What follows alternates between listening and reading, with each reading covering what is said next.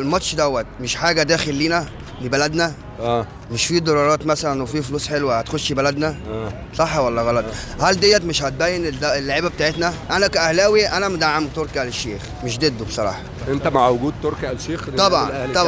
طبعا بس هو في اداره هو ما ينفعش يتدخل فيها، لان عندنا واحد اسمه محمود الخطيب ده رئيس النادي الاهلي، ما ينفعش اي حد تاني يقول كلام يعلى عن محمود الخطيب. ما هو الكابتن محمود الخطيب عين تركي آل الشيخ الرئيس الشرفي للنادي ما هو حضرتك دلوقتي هو كان عاوز يتدخل في كل حاجه، هو هات عبد الله السعيد مشي عبد الله السعيد، لا دي احنا بتاعتنا احنا. لا بس تركي آل الشيخ جاب عبد الله السعيد وخلاه يمضي ماشي. ما هو ده سبب اول اختلاف ما بين تركي آل الشيخ وجمهور الاهلي. والله لو جاب كريستيانو رونالدو نادي الزمالك، الاهلي نمبر 1 مش في مصر، في افريقيا كلها. لا العالم كله العالم كله العالم